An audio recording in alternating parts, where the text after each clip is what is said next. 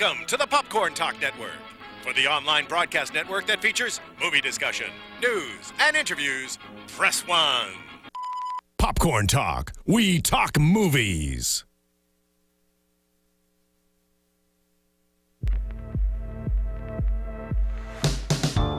From the Popcorn Talk Network, the online broadcast network for movie talk, and the schmoes know, this is Guilty Movie Pleasures. In-depth discussion on movies, no matter how guilty they make you feel. All right, Schmobile, what's happening here? Josh Macuga talking Guilty Movie Pleasures with my co-host, Best Bud. You know him from Don't Tell Mom, The Babysitter's in Love. That's exactly it. It's a remake of Don't Tell Mom, The Babysitter's Dead, and it's a G-rated version of it. It still stars, what's her name? Christina Applegate. And the old lady, she's still alive. Uh-huh. And Alicia Silverstone makes an appearance in this one. Does She's she? great. No. Oh, okay. We're making this up. I'm not in anything called that. Ben, I follow Ben on Twitter at Ben Begley Comedy. Follow me at Josh Macuga. Just hashtag it GMP. That's what we hashtag on the show. Today we're talking. This is our first Seagal movie. Oh yeah, on Guilty Movie Pleasures. I'm a huge Seagal fan. I thought I was until you. I'm a little. We're going to talk about that. We're talking Under Siege. Under Siege. Don't be confused because there's 3 movies on here. Yeah, it's this one. It's the middle. It was $6 for all. The one in the middle. It was $6 for all 3 movies. Yeah, that's pretty stoked. Under Siege 2, Dark Territory. Wait, I did see that. Was the one in Alaska, It's on a train. Yeah, it's terrible. Yeah, he falls in love with that Eskimo girl. It's real bad. It's real bad. No. You're thinking that's the different one. That's on Deadly Ground. That is on Deadly Ground. So I've never seen Under Siege 2 then. We were talking before the show. This movie doesn't really hold up that well. Yeah, sorry, GMP fans, if you love this movie. I admit that at the time I loved it, but watching it now, it just felt like a lame Die Hard on a boat. Yeah, agreed. It felt like Die Hard meets Speed 2 Cruise Control. With a chubby Seagal. Oh, he was putting on... He's a cook. Without his ponytail, but still a little wispies in the back. He got a little bit of wings going on. Little flap. He is a cook, you're right. He's been Guy Fieriing. Do you remember the first time you saw it? I rented it on video, on VHS. I didn't see it in theaters because... but I remember renting it from the local store Video Time, 99-cent video rentals. And I think the only thing I actually remembered from the movie was Erica Eleniak, or however you say her name, her Playboy, boobs. July 1989. I remember her boobs, and I remembered Tommy Lee Jones getting his eye poked out. And then I vaguely remembered the rest. I just remembered the knife in the skull. I didn't remember the eye poke. I remember the knife in the skull. It's just, most movies, like... I think I may have only watched the actual movie once, and then her boobs like 75 times. Dude, this was maybe... I remember the first time I saw it, because same thing, my buddy Colin and Redmond and I, we went down to... So our family went to Blockbuster, but there was another video store, I forget what it was called, but it was closer to his side of town, and we went and got Under Siege, and his mom like really didn't pay attention to the movies we got, which was awesome, because my mom was a Nazi about it, and we're watching it, and we rewound that jumping out of the cake thing 1 billion times. Did you...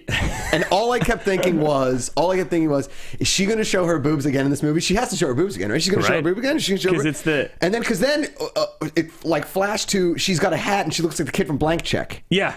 It's really weird. And then it desexifies her from that moment forward, where just like, and then she's just kind of whiny the rest of the movie. Yeah. And yet... Oh, wait, what were you saying? Well, the fun fact on IMDb tells you is that Seagal this girl wasn't originally... I did read that. You're right. I forgot. Because I watched the movie last week instead of last night, like I usually do. Yeah. The best line in that fun fact is Seagal was like, I think we should get a stripper involved to add some humor. To the movie. That's Seagal's twisted sense of humor. Seagal. Guys. We're gonna need a stripper in here. We need a stripper in here. There's no humor. That's me specifically. Seagal and a cholo, kind of. Yeah, well, that was like me specifically doing the line where he goes, "You're in the Navy. It's not a job. It's an adventure." Oh, I ain't cut out for this hero bullshit. You're in the Navy, remember? It's not a job. It's an adventure. He does sing his words there. Sing it. Oh my god. He either whispers or sing. He either whispers everything or has like a really kind of campy sense of humor behind it. Yeah. Like in the beginning, he totally plays up his Cajun-ness. Yeah. Which he's from New Orleans or something, Yeah, I guess. something like Because that one Lawman show was all in New Orleans, so I just assume he's from there. I mean, I was huge. The first Seagal film I ever saw was the first artistic masterpiece of Steven Seagal was Out for Justice. Oh, yeah. And then Hard to Kill is a classic. Yeah. Was it on here? Above the Law is a Above good the one, Law too. is good, But all of obviously. those, he does like more badass things than in this one. Yes. This one, it's like every fight scene, you're like, this is gonna be sick, and then it lasts 5 seconds. Yeah, he kills and you're everybody like, too quick you're in like, this. And you're and Knife. the biggest It also has the worst acting from a stunt team ever, where it's like there's one part where the two guys they send down to find him in the freezer, I think it was. They have by stocking the caps way- on, and they're super short. They look like the burglars from Home Alone. Yeah. And they're supposed to dispatch. They're so doe-eyed. They're in there going. Every bad "Does guy this looks gun so shoot?" nice. And They're the guns have silencers, but are as loud as if they didn't Yeah. have silencers. Let's do. Okay, we usually do the plot in 5 minutes or less. Okay, or the plot in 5 minutes. We're gonna try and do it. try and do it in 2 minutes because Okay, this we got movie 10 is very seconds. very simple. Very simple. Okay, we're gonna count This is down here. 7. In 5, 4, 3, 2, Ben, go. Okay, so it starts off basically you're on a ship. They're talking about everybody's getting yelled at for this helicopter that wants to land, and we find out that it's a surprise party for the captain of the ship. Seagal's all being all manly with Gary Busey and fighting him in the kitchen. Sweet chef hat to the side. He's the chef. He's the and cook. clearly he knows a little something because he beats the hell out of Gary Busey in the beginning. And then Tommy Lee 40. Jones. Tommy Lee Jones is a rocker on this helicopter with the stripper on there. They land. Turns out Tommy Lee Jones and the band, I guess half the band, maybe not all of them, It's they're the same band. terrorists. It's from Animal House. It's just it's blues. the same It's a blues band. Yeah, they're all terrorists. They take over, kill everyone, kill a bunch of people. 36 minutes into the movie, we still have no idea why they're taking over the ship. No, They're just like, well, we're time to take over. It takes a a really battleship. long time for Yeah, anything to yeah. happen. Gary Busey comes in and drag shoots the captain. Your turn. Yeah. So Gary Busey's now a bad guy. We didn't see that one coming. All of us. Yeah, he wants to be the captain. He puts on the jacket. Seagal's still in a meat locker, which isn't cold, by the way. You can't see his breath. It just looks like a room with meat hanging in it. And, Yes. So he comes down to shoot a bunch of people, and now Seagal's out of the meat locker, and we found out he's a Navy SEAL. He has to take over. Busey, Tommy Lee Jones. Now the next person he runs into though is when he's scoping out the place and he kicks a cake aside. And then boobs. Erica boobs. Awesome boobs. A little strip scene, boobs. Like, now she's part of the team. Now she's a kid from Blank Check, weird hair coming out. Yeah. Now we find out Seagal's a Navy SEAL. He's not only a cook, he's the greatest Navy He SEAL kills in a bunch history. more people. Then Bah. they free his friends that happen to be a couple cooks and a couple old guys. Yeah. And then this ragtag group of heroes go around just kind of blatantly out in the open. Yeah, not a lot of hiding. He goes from very covert to blowing 25 up seconds. a giant helicopter. Giant wide helicopter in the open. He's And making homemade bombs all over the ship. He's the Macaulay Culkin. He's the Kevin McAllister of Super. He's Die Hard meets Home Alone on a boat. Yes. And then, so anyways, at Shoots the a end, missile, sinks a submarine, a French Gary people Busey with on it. Gary Busey, he Yeah. gets killed. 8 At the seconds. end, fights Tommy Lee Jones. Knife fight. Knife to skull. Eye poke, knife to skull. Head in monitor. Kisses Erica in front of everybody. Somehow she's now a Navy Done. SEAL. 2 minutes. She's not a Navy SEAL. She's in the Navy. Yeah. Which brings me to my first Honorary induction into the Wow. Navy. Hey, Steven, can we get that Navy clip again real quick? Golf, well, I ain't cut out for this hero bullshit. We're cut out You're in for the this Navy, hero bullshit. remember? It's not a job, it's an adventure. That now Titties a McGee job. is in the Navy, It's an honorary adventure. inducted. Yeah, that was one of the biggest things at the end where she's standing there in a full-on Navy outfit. Yeah. Clearly, like maybe 12 hours after this has happened, if that. Seagal makes her carry like all the guns and grenades and everything, and he's just basically- holding a pistol. Going, she's basically- it's not a job. She's basically his pack mule the entire.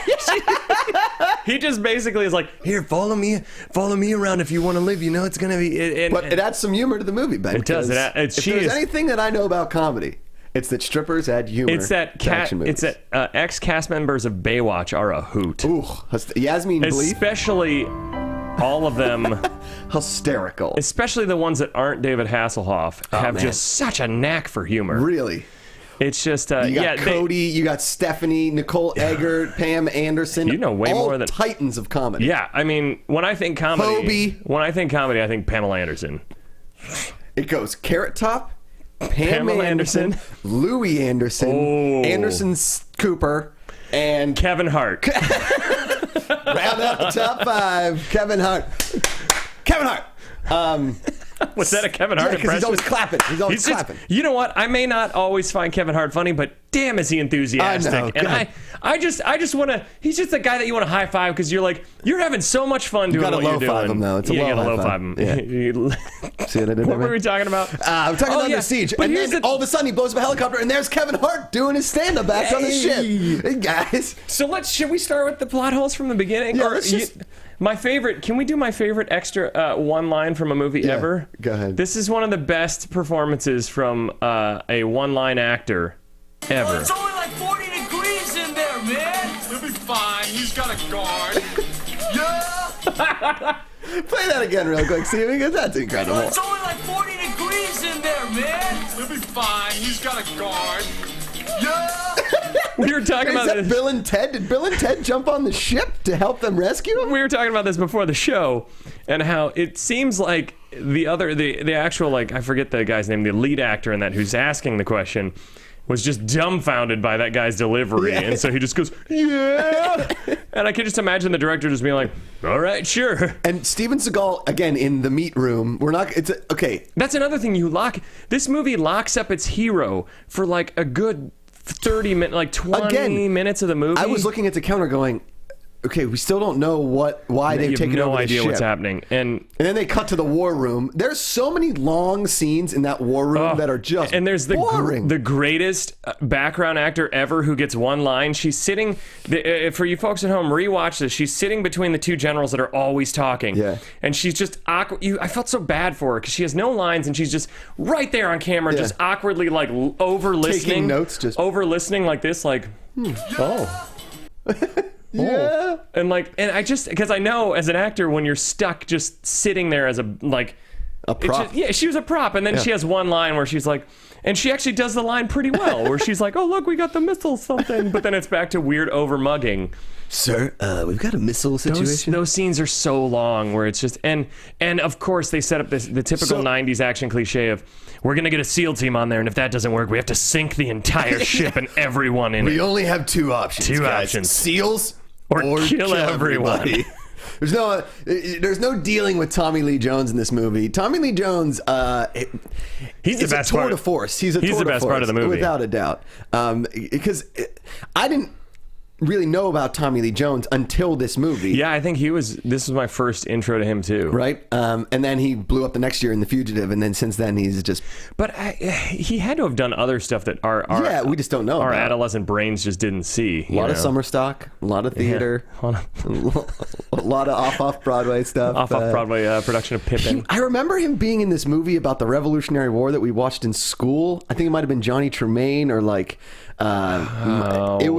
It was one where... I love that you have IMDb right up here, and we're like, nah, screw it. We're just going to try and figure this out for 40 minutes of our show. Tommy Lee Jones plays William Stranix, and Steven Seagal plays Casey Ryback. Where are they coming up with these last names? They sound like Nintendo characters. They sound like... Stranix and Ryback. Ryback sounds like a Nintendo character. Stranix sounds like a weird anti-depression medicine. It doesn't...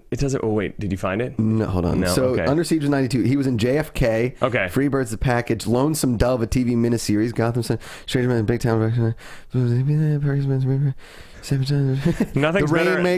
better on a podcast than the best for Rolling Thunder. It's amazing how it is. Smash Up Entertainment. I don't know. Who cares? Whatever. Anyways, he had a lot of credits that we didn't know about. Yeah. But the biggest thing I had in the beginning that confused me was Tommy was in Coal Miner's Daughter.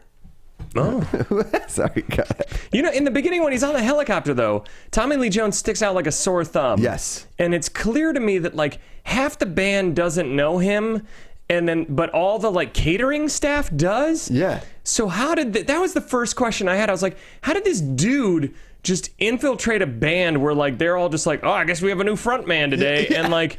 And then when the band had the guns. Some of them, though, and then some of them just like... did all of them have guns in that scene? I feel like they did. Because what motivation does a jazz band have? How did he get all these people on board with this crazy So are you a terrorist first and then you learn the instrument? Or are they recruiting for the terrorist based solely on your ability to play instruments? Did they go to different jazz clubs and go, hey, you're pretty good at the saxophone. How do you feel about destroying our country? Are you also a mercenary? Are you a mercenary, and do you happen to have some kind of like anti-American ideals? Feeling...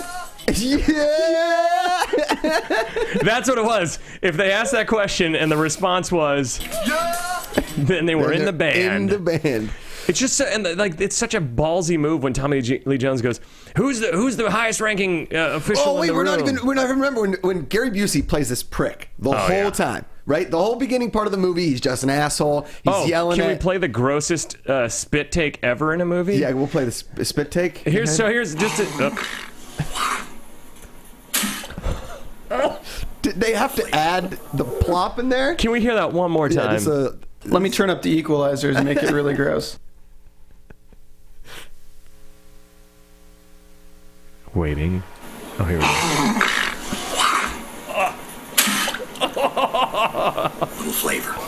Little flavor. I hope they had to add that plop, or else that's the biggest. You're in the Navy. It's not a job. It's an adventure. Yeah. This movie is just full of sound clips. We have to just rate this movie on how many yeahs at the end. Yeah. But no, he's a total dick. He is. And then the band is playing some crappy blues song in what appears to be a dive bar in the basement of the ship. Yeah. And then Busey, who's been a dick the whole time, comes dressed out as a woman to get the troops all riled up or something. Like, that makes absolutely no, it's completely out of character. It's like, I feel like Gary Busey, because he's kind of insane. I feel like he just came to the director that day and was like, "Hey, I want to wear a dress and some big old boobs." And the director was like, "Well, you're Busey rivals Harloff." I was like, "You're Gary Busey. I can't say all right, and then I'm gonna wear it for the next 4 scenes." Okay. I'm also gonna bite 7 of the crew. You're like, what, Busey? That's my thing. So then he's in there. I just want us to do the rest of it in a bad Gary Busey impression. We'll keep doing. I'll be Seagal, you be Tommy Lee Jones, and we'll mix in some Busey. All right. No, I don't know if I can do Tommy Lee Jones. So they get Seagal out of the meat locker, aka the room o' meat, which has this is Seagal acting cold. That's pretty cold. You notice when you're in a meat locker, your breath is probably going to come out. Oh yeah. Like a. Nope, nothing like that. They didn't have CGI. There's no steam coming up. There's no nothing. Nothing. I guess it's just a place where you cure the meat. Yeah. You don't actually keep it cold. It's a cure. Apparently, but the guy did say it's like 40 degrees in there. But maybe Seagal's just Ryback is just impervious. Steve, can you play how actually cold that was? I didn't hear that in that quote. Another cold day in hell. Oh, okay. Yeah, it's pretty good. That makes sense then, because hell is hot from what I've read in different texts. And sometimes, when you're just having one of those days, and you just got to say, another cold day in hell. That's what all my friends back in Ohio are thinking right now. Yeah. They go outside and they're shoveling their driveway, and the first thing they say is, another cold day in hell. And, you're on your way home from Go To Movie Pleasures. You get stuck in a little traffic, and it's a really hot girl pulls up to you next to you in a convertible. While you're picking your nose, and you look over and go, "Oh." I like that. Surprise me. Little flavor. And then she says, "We're on the remix with our sound bites today." Ricka remix. Another plot hole for me. Okay, first of all, Busey's he's not a very good actor. Okay, he's not when Tommy Lee Jones is on the God mic to the table o' dudes. You wrote that too? Yeah, he's cracking up the whole time. He's laughing like it's the greatest thing of all time. Yeah, and it's clear that it's not like him laughing in character. It's like they forgot to frame him out. Yeah. He's totally breaking fourth wall. At one point, he probably even looks at the camera and he's like, "Oh." We should slow it down on the Blu-ray and see. When Seagal puts the grenade on the door, you can blatantly tell. I had to pause it. That they're mannequins. The mannequins get blown away by the door. It's amazing. It's It's a mannequin that's just sitting there, and then I'd rather them do that than a real human being. Yeah. But no, you're right. It is super because it's just this stiff figure that just flies back. But like we were talking about,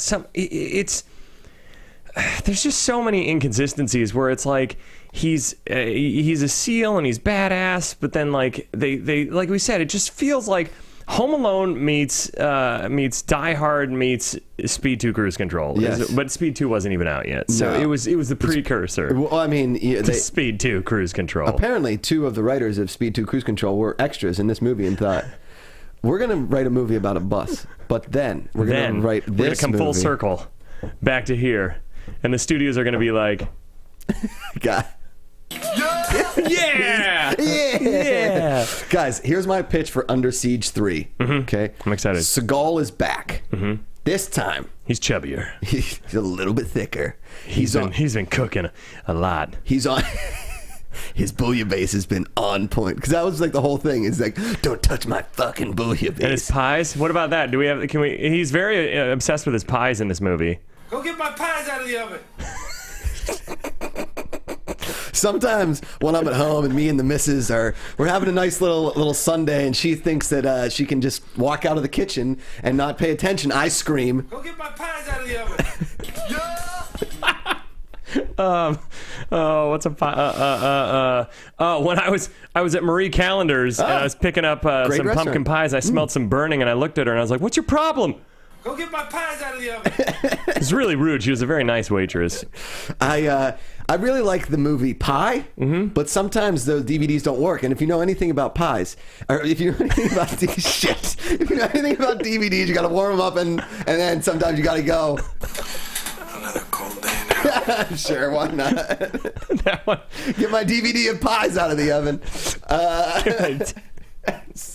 Sometimes I take the numbers 3.1413 and I put them in an oven. And if you leave them there too long, I yell to my Go wife. get my pies out of the oven. Yeah. There we go. There you go. I like that. I like that.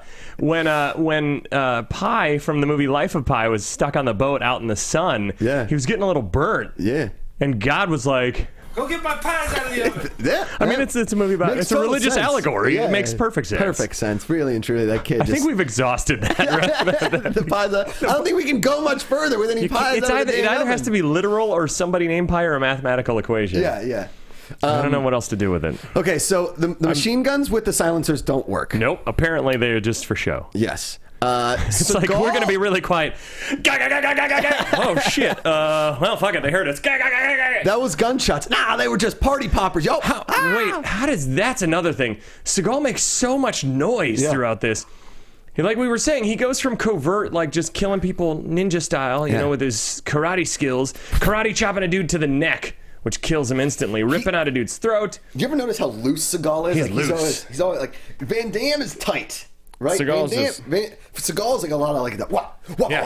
Seagal's more like Wing Chun style, which is the deflection of force. Yeah, I know that. Did you ever hear the story about Seagal? Rob Schneider, this was told on Stern, I think, or something like that. Did you ever hear this story? No. So he's working with Seagal, and Seagal comes out of his trailer and he's crying.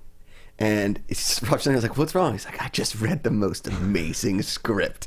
And he goes, "Yeah, what's it about?" "It's about this man and his life." And he said, "Oh yeah, who wrote it?" "I did." Seagal is an American treasure. He really, yeah. Seagal. He blows. Then he blows up. First, they see him like running around the battleship. And his hiding behind things is just kind of like, yeah. Well, we should back up. I forgot this. Go. That he does a makeshift bomb in the microwave. Perfect timing. That just happens to blow up at the exact moment Tommy Lee Jones and Gary Busey and a couple bad guys are in there. At the exact moment. He used the microwave as a detonator. Remotely? Did he know you were in the kitchen when that thing was going to go off? Or it just so happened whenever there's You guys just have really shitty luck that you got down here 37 minutes and 45 seconds after he put this in. I'm pretty sure that in the writing of that, it just got glossed over. Yeah, it's just like, it's amazing to me how some of these things, it's just like, it's an action movie. Who cares? Who cares? It's a Seagal movie. Movie cost $30 million, made $85. This movie was huge when it came out. Yeah. It was a big deal. I mean, like I said, for its time, it was fun. Yeah. But when you hold it up to like some of his older, I went back and I watched a bunch of trailers for some of his other movies, and they're just like the bigger set pieces that happen on it, like bigger things he does, car chases, bigger stunts, and this one it just felt like kind of like a lazy Seagal. How about when the cannon goes off? Hashtag lazy Seagal. Hashtag lazy Seagal. He fights from a chair in Under Siege 3. It's like Rambo 4 with Stallone just sitting behind a gun for the end of the entire movie. It's like, I don't want to do anything but just this. Porn. How would you rename Under Siege as a porn? Oh man, I wasn't ready for this. Under Siege as a porn. Under Squeege? I was gonna say that. Under Squeege. Under Spleege. Under Squeege. It's not on a boat. It's on a boat, but it's a smaller boat. It's not on a battleship. The porn couldn't afford a battleship, so it's just like a small Boston whaler. And they're taken over by female terrorists. Yes. And So wait, and Seagal Bareback. What's his Captain Bareback instead of Ryback? Captain Stabbin. Captain Bareback has to go and have sex with each of the terrorists instead of killing them. He has to basically seduce them to being good again. William Stranix, played by Tommy Lee Jones, his name in the porn is Dickie Stranix. Dickie Stranix. Okay. He's known mostly for gangbang scenes, and his scene when they finally win and all of the terrorist boob girls have come back to life so they can have sex with him. Wow, it's pretty good. It's a really good. It's a moving picture. Under Squeege 2.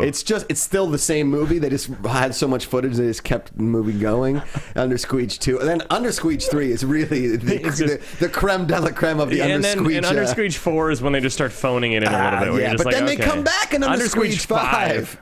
Is really good because the return of Bareback. Yeah, because he was dead in 3, and then there was a ghost in 4, but now he's weird, which was a little weird. Tommy Lee Bones does a great performance, though. Tommy Lee Bones. Thanks, Steven. Appreciate. I totally forgot that he was in 5 and 6. Steven Seagal. Yeah. And then the franchise really jumped the ship, if you will, in 7, because Under Squeege 7, there was vampires in Under Squeege 7. Yeah. Well, and it all entirely took place in the water, like not in a boat. They were just swimming the whole movie. Yeah, which didn't really make a lot of sense. So they literally jumped the ship. But when they came back on, when they found in Under Squeege 9, they found everybody and put them on a submarine. So that when they got back onto the battleship in Under Squeege 10, it was like, holy ship! It has come full circle, guys. Get the whole franchise on DVD. Let us know what you think of Under Squeege. They're coming out with a Blu-ray box set of Under Squeege 1 through 10. They have to fit them all into this. It's going to be. Front. Each cover is pretty much a rendition of the same thing. Yeah. So it's just like a lot of dicks, a lot of butts. A lot of butts. Under Squeege. You guys are welcome. I'm trying to look at my plot hole, see if I missed anything. I'm so the whole movie seems like a plot hole. It is. And we were talking about how. Can we go to Tommy Lee Jones when things start going wrong and Agent Strike? This is Tommy Lee Jones talking about what his life is like. This is one of the best. Is this the Welcome to the Revolution? Yeah. Yeah. The movement is dead. Yes, of course, hence the name. Movement, it moves a certain distance, then it stops, you see. A revolution gets its name by always coming back around in your face.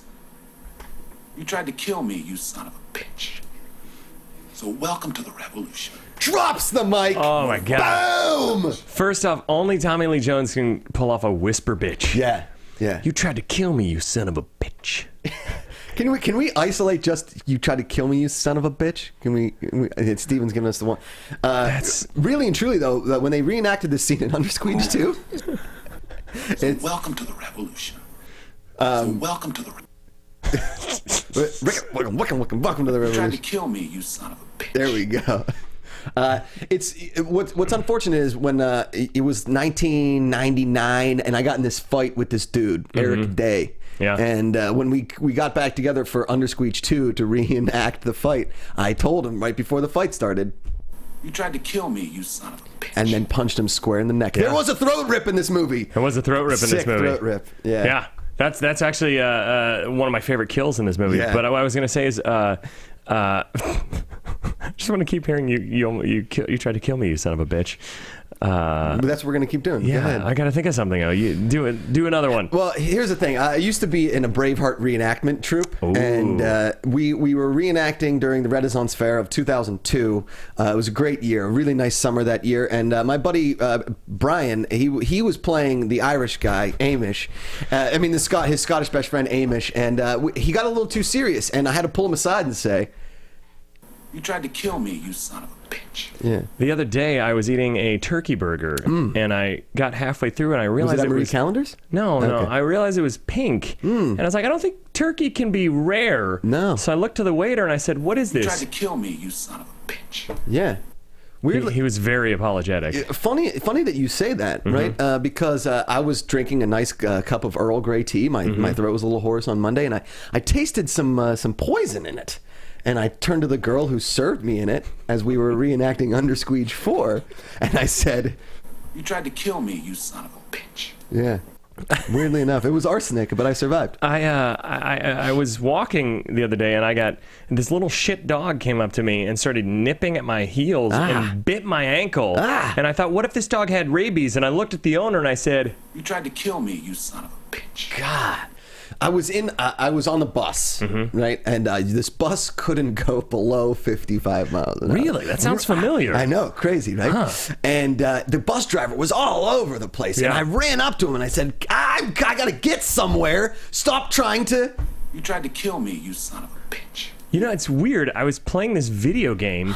And then the bad guy that I was fighting in the game came out into the real world. What? And started chasing me. And finally we had a square off where he fell on a bunch of glass. And I looked him in the eyes and I said... You tried to kill me, you son of a bitch. Oh, wait, that's the plot to Virtuosity. Oh, damn it.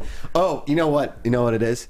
I was frozen after I blew up an entire building. Yeah. And along with a guy named Simon Phoenix. We were buddies back in the day. Yeah, I remember that guy, yeah. And they unfroze me. I follow him on Twitter. Yeah. And they unfroze me 30 years later after my family and daughter and my wife had already died in the big quake.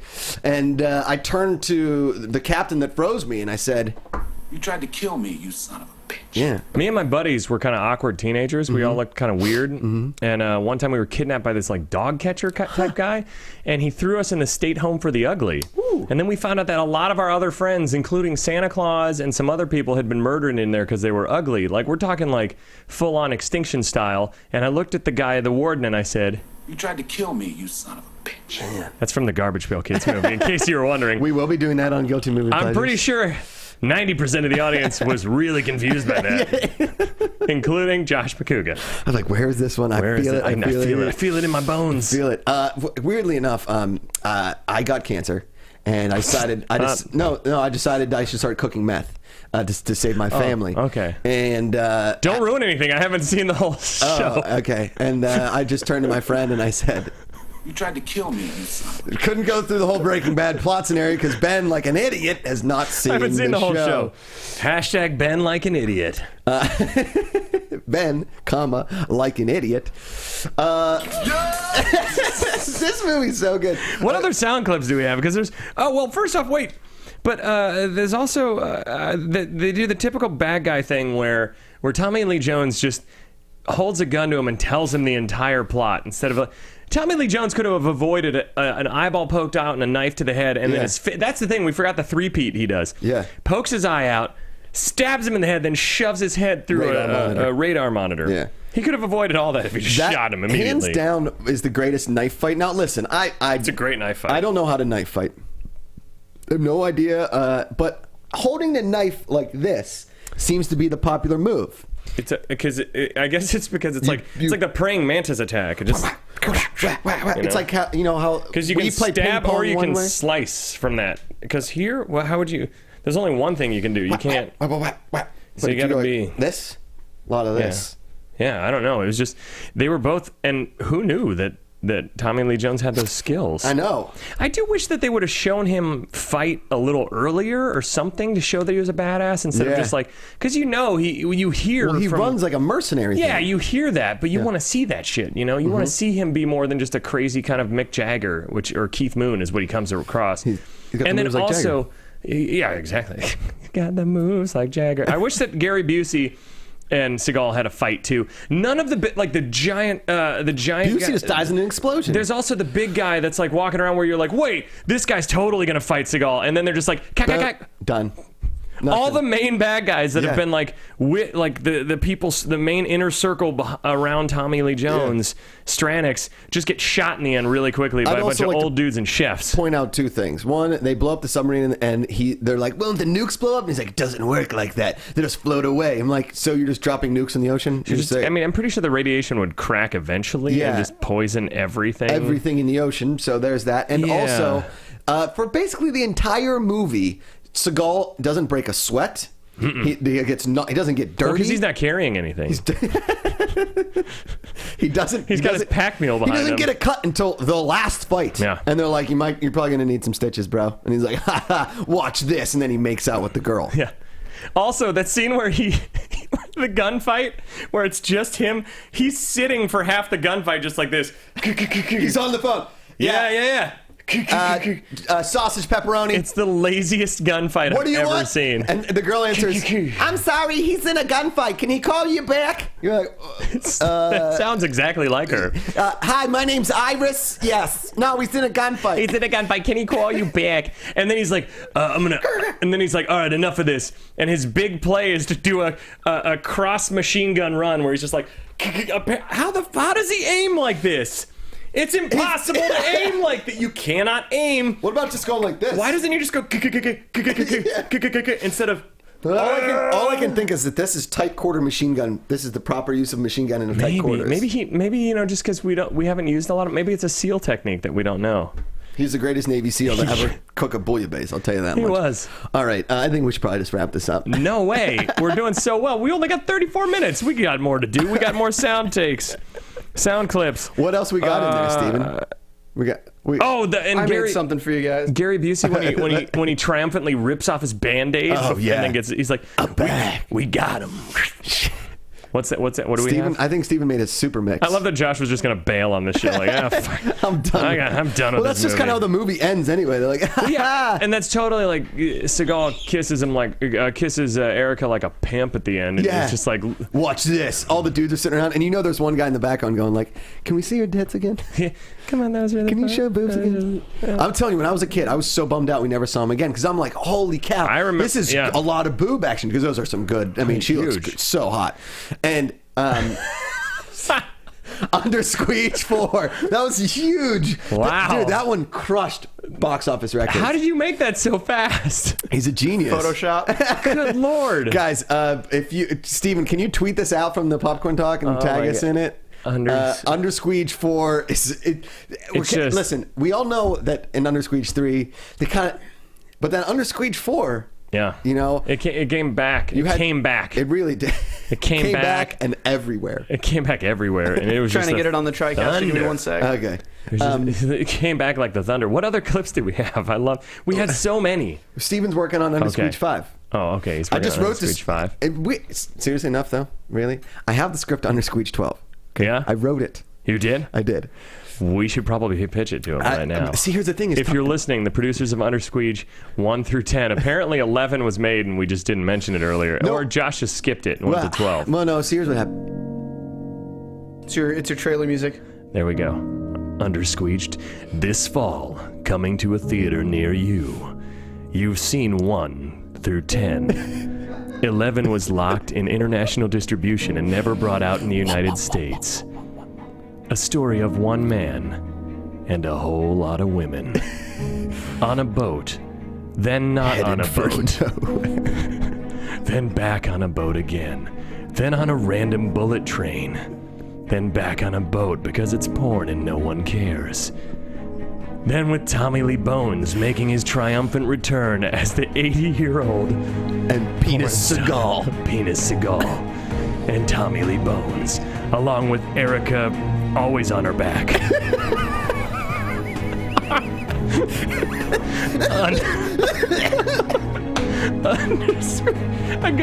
I was doing so good, and then I couldn't do it. Erica always on her back. Erica always on her back.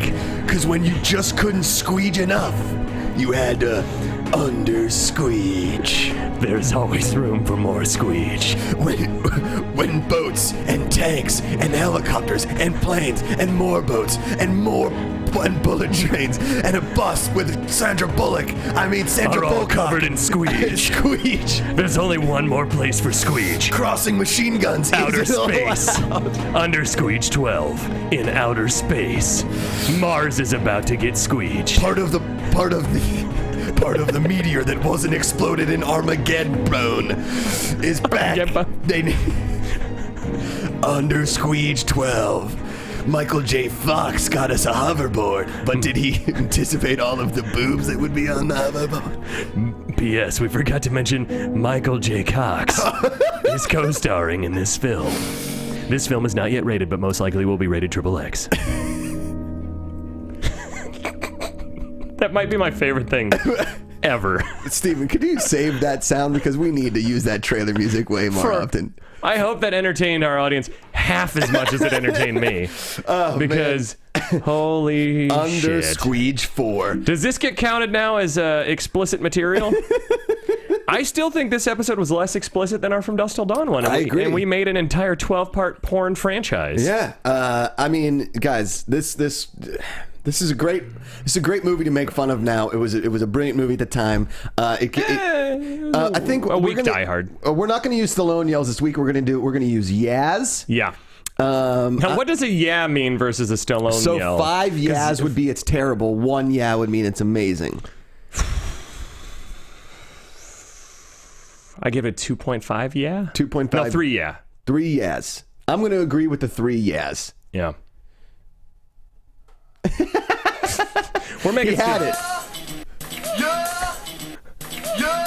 I think that because it's a pretty average action movie. You know? There's some good explosions. Yeah. When Tommy Lee Jones gets blown back by the cannon, I'd like to point out that they shoot those cannons quite regularly, and people don't get blown back like that every time. No, and also the fact that they get away with doing a lot of stuff under the radar with no one noticing. Yes. So I think maybe next time they should, if Tommy Lee Bones was going to do this again for like a sequel to Under Squeege, then maybe he should bring a little bit more catering staff and a little bit less useless band members that just disappear for the rest of the movie. Because those band members do disappear for the rest of the movie. Yeah, they're gone. Because they're clearly different people than the catering staff who shoot up the place. So I'm just saying, bring like a... I think maybe probably what redeems the movie is when he drops the steel girder through the guy. Yeah, that whole sequence is... Yeah. And the fight, we forgot about the fight scene in the tool shed, or the tool section. Yeah. Where he throws the guy on the, whatever the buzzsaw thing, I don't know. Oh, and he shoves him in there. And he shoves the guy's shoulder on it. Oh, that's pretty good. But then again, that scene is like 10 seconds long. So quick. There's not a lot of drag out. Listen, you guys, Skull doesn't mess around. He doesn't... Under Squeege 12. It's in a desert. Oh, no, that's outer space. That is a meteor. That is... That's the Taj Mahal, the Mars version of the Taj Mahal, I think. Funny enough, though, after Under Squeege 12, Tommy Lee Bones, he totally dissed the entire franchise because he went legit. Yeah, and then Under Squeege 13. Yeah. That's... Yeah, I hear that he's actually Tommy Lee Bones is going to be in the next Wes Anderson movie. He's trying to go like completely legit now. Oh, yeah. The Grand Budapest Hotel. Yeah, good stuff. I'm sorry, it was Wes Jobberson. We'll go. Under Squeege 13. I can't do another one. The Grand Budapest Hotel. You saw the quirky, amazing film by Wes Anderson. Now watch one that just has a whole lot of boobs. Let's face it, teenagers. You'll enjoy this one more. More boobs, same amount of squeege. It's like Squeege. It's like Zack Snyder's Sucker Punch, but better because there's boobs. Which Zack Snyder's Sucker Punch was basically Inception for dumb people. Guys, Under Squeege 13. Just when you thought you couldn't have him, just when you thought Squeege couldn't get any squeegier, we got 13 more Squeege scenes. Audience, just when you thought we couldn't drag this joke out any longer, we've managed to add 7 minutes to our show since when Josh Macuga wanted to bail on this. Guys, aren't you glad we didn't? Thank you guys so much for watching Guilty Movie Pleasures. Enjoy all 13 Under Squeeges. Follow me on Twitter at Josh Macuga. And I'm at Ben Begley Comedy. Until next time, how many squeeges can you take? From producers Maria Menounos, Kevin Undergaro, Phil Svitek, Christian Harloff, and the entire Popcorn Talk Network, we would like to thank you for tuning in. For questions or comments, be sure to visit popcorntalk.com. I'm Sir Richard Wentworth, and this has been a presentation of the Popcorn Talk Network.